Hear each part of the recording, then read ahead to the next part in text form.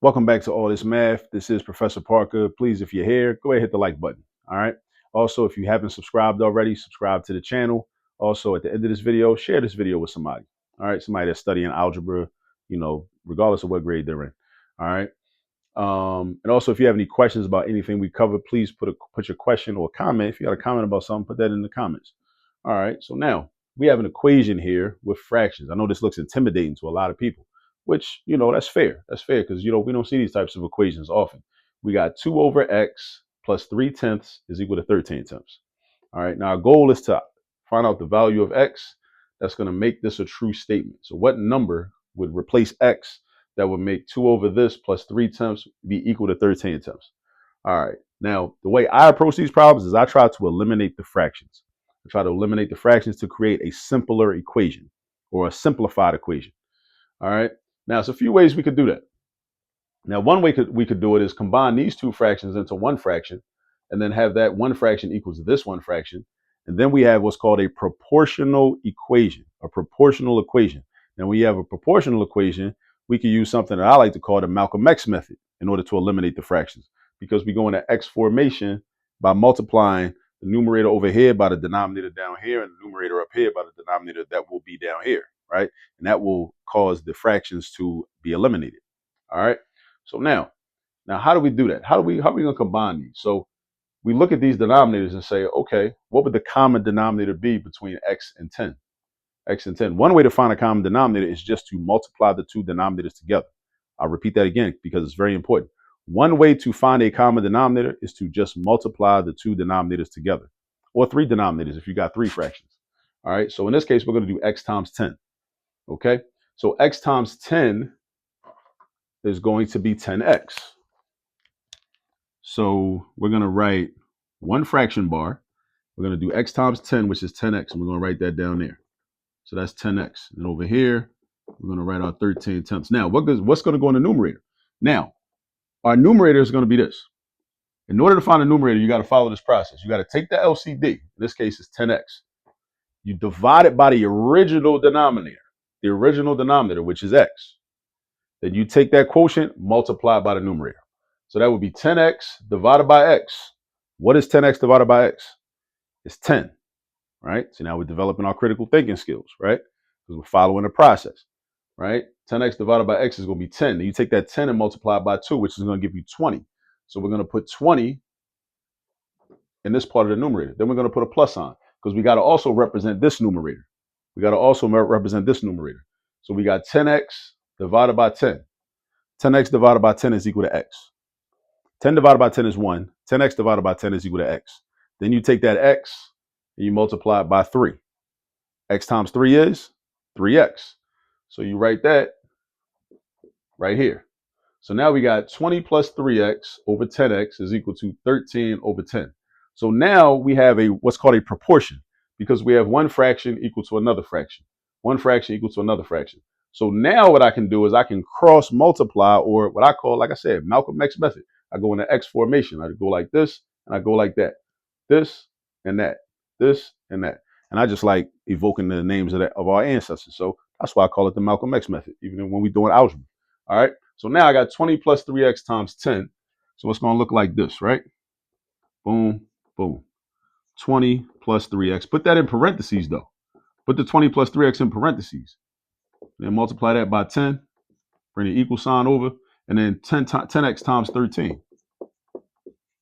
Now look what I just did. Focus in for a second. Look what I just did. Make sure you understand what I just did. All right. As I progress.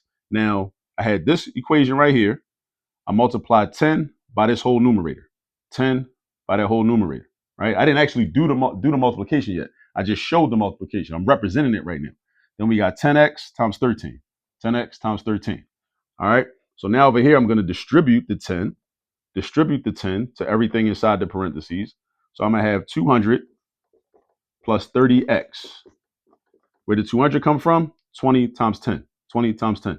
Where did 30x come from? 3x times 10. 3x times 10. Over here, I'm going to have 130x. All right. Now I'm trying to solve for x. That's the ultimate goal. Solve for x. So I want to get x. I got x's in two different places.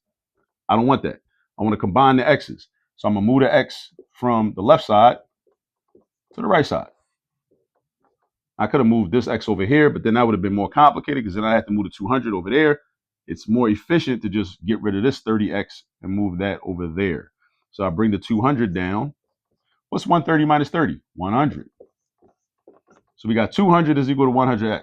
Now looking at this intuitively, I just know the answer is going to be 2 because 100 times 2 is 200. But following the steps, how do we isolate x? We get rid of 100. How do we get rid of 100? By doing the opposite operation. What is 100 doing right now? It's being multiplied by x. What's the opposite of multiplication? Division. So that means we're going to divide by 100. And we're going to stay balanced. We divide on the right side, we divide on the left side.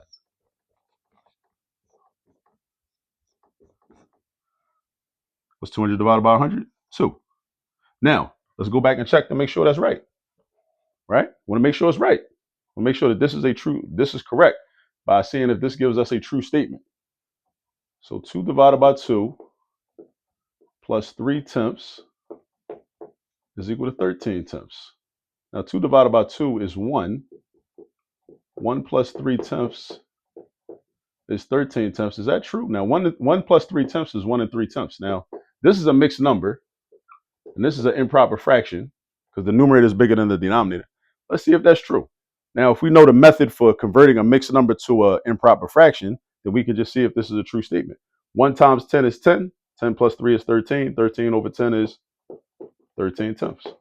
And lo and behold, we got a true statement. So because we have a true statement, that means our answer is correct. 2 is equal to x. 2 equals x, so x equals 2, whichever way you want to look at it. All right, this is the solution. All right, so this is the solution. So this is one, like I said, this is one of the ways. Another way we could have did this was we could have from the beginning found the LCD of all 3 terms, which would have been just 10x, would have still been 10x, and multiplied all 3 terms by 10x. That would have eliminated the fractions more quickly, and then we could have then proceeded to solve the equation. All right, but I just felt like doing it this way, right? When you know multiple, that's one of the benefits of knowing multiple methods. When you know multiple methods, you got options, and it's good to have options. All right, but also always remember to check your work. Make sure your work is correct. Don't wait for the computer program, Math, IXL, Desmos, Delta Math, whoever your teacher. Don't wait for nobody to tell you that your answer is right. Just check your work. All right, especially if you're solving equations. Check your work. Take your answer, plug it in, or substitute it back into the original problem, original equation, and do all the calculations. See if it gives you a true statement. And this, in fact, gave us a true statement because 13/10 is equal to 13/10. Identity property. All right. All right. Now, make sure you like the video. Make sure you share the video with somebody.